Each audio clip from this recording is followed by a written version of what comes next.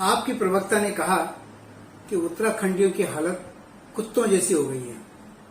सादर प्रणाम, मैं केशव सिंह बिष्ट मुंबई से।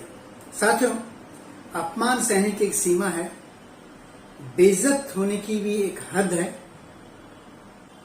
कहीं न कहीं आपको इस हद पर अंकुश लगाने की जरूरत है। हम भगोड़े हैं, हम कामचोर हैं, हम शराबी हैं और अब हम कुत्ते हैं। आपकी प्रवक्ता ने आज इस नजाकत के साथ उदाहरण पेश करते हुए हमें कुत्ता कहा, वो बड़ा मजेदार है।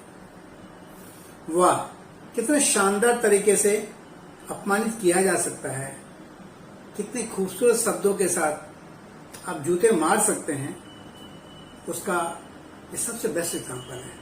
आपने कहा मुझे बड़ा दुख होता है ऐसे उदाहरण पेश करते हुए, लेकिन कहना चाहूंगी कि दुकान पे जब हम खड़े होते हैं और जो कुत्ते आसपास होते हैं, तो जहां भी उनके लिए रोटी लहराओ वो लोग वहीं लपक पड़ते हैं। और आपका कहना है कि इस समय रोटी बीजेपी के हाथ में है, तो सारे लोग जो हैं बीजेपी की रोटी की ओर लपक रहे हैं। अर्थात आप लोग नया नेतृत्व लेकर जो सत्ता हासिल करना चाहते हैं, तो कल वो रोटी आप अपने हाथों में देखना चाहते हैं। आपको इस बात की तकलीफ है कि रोटी इस समय बीजेपी के हाथ में है। वो रोटी आपके हाथ में चाहिए कि कल वो रोटी आप लहराएं और उत्तराखंड वासी कुत्ता ही बना रहे और आप उसके मजे लें। उत्तराखंड में इस बात को लेकर बड़ी चिंता रही है कि प्रदेश में राजनीतिक नेतृत्व का अभाव है, विजनरी नेतृत्व का, दूरदर्शी नेतृत्व का।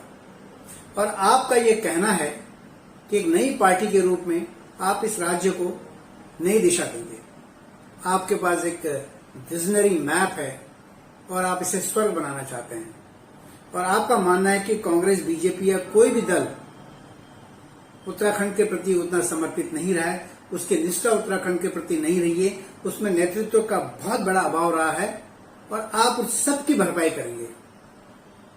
ऐसी भरपाई करेंगे कुत्ता बोल करके। आप कहेंगे निकल गया जुबान से, मैं तो ये कहना चाह रही थी, मैं तो वो कहना चाह रही थी, मेरी बातों का गलत अर्थ निकाला गया, जैसे आम राजनेता यही करते हैं, सारी गाली गलौज करते हैं, उसके बाद उसको जस्टिफाई करने लगते हैं।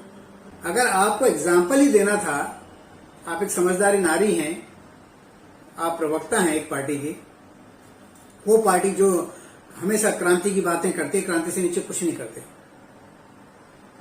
और कहते हैं कि सारे नायक आपकी ही पार्टी में भरे पड़े हैं, जिनके पास बहुत ब्रॉड विजन है देश को लेकर, प्रदेश को लेकर। ठीक है, ऑल डन। लेकिन प्रवक्ता के रूप में आप जैसे शख्सियत को बैठाकर उन्होंने इस प्रदेश का सबसे पहला अपमान किया है। और हम सहज समझ सकते हैं कि कल अगर आप सत्ता में आ गए तो आप क्या करेंगे और कैसा व्यवहार करेंगे। बेशक किसी एक उदाहरण को लेकर निष्कर्ष पर नहीं पहुंचना चाहिए, इंतजार करना चाहिए, लेकिन कुत्ता कहे जाने के बाद इंतजार करने की इच्छा नहीं होती, निष्कर्ष पर पहुंचने की इच्छा होती है। अर्थात आपके दिमाग में कहीं न कहीं वो भाव हैं, तभी तो प्रकट हुए ना।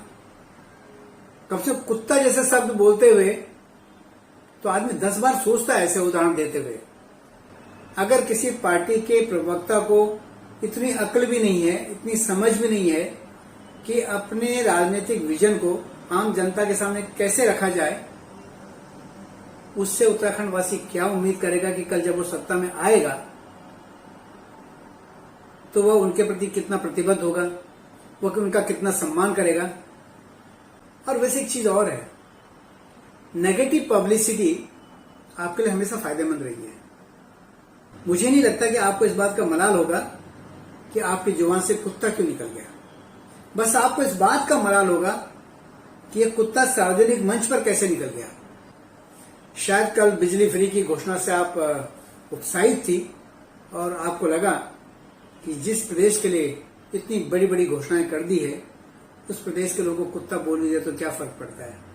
अपनी वैचारिक गंदगी फैलाने से पहले कर्नल साहब का ख्याल रखें कि उनका मान सम्मान, उनका कद इस प्रदेश में बहुत है, तो कम से कम कर्नल कोठियाल जी का सम्मान करें, वे भी उत्तराखंडी हैं।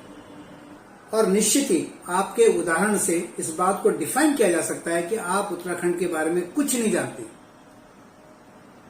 आप उत्तराखंड के लोगों के जज्बे को नहीं जानती, आप उनके आत्मसम्मान को नहीं पहचानती, आप उनके खुददारी के भाव को नहीं महसूस करती, आपने पहाड़ को जिया ही नहीं है। मुझे समझ में नहीं आता कि जिस व्यक्ति को पहाड़ की एबीसीडी पता नहीं, उनकी भावनाओं का एहसास नहीं है, वो प्रवक्ता बन कैसे गया। आपको तो तत्काल प्रभाव से हटा देना चाहिए, तत्काल। मुझे नहीं पता कि आपकी पार्टी आपके साथ क्या व्यवहार करेगी, या फिर आप कहीं किसी इलेक्ट्रॉनिक पर्दे पर प्रकट होंगी और आपसे जब ये सवाल पूछा जाएगा कि आपने उत्तराखंड को कुत्ता क्यों कहा, तो आप बहुत मधुर जुमले में, बहुत मीठे मीठे जुमले में अपनी सफाई देंगे और यह कहेंगे कि आपकी भावनाएं तो बहुत पाक हैं, बस निकल गए शब्द। बहरहाल आपने जो कुछ कहा उसकी भरपाई आप नहीं कर सकती, चाहे जितने जुमले बोलें, जितनी सफाई दे दें। आपने जो कहना था कह दिया, आपने जो अपनी भावनाएं प्रकट करनी थी वो प्रकट हो गई हैं। आपने मैक्सिमम अपमान किया है जितना आप कर सकती थी।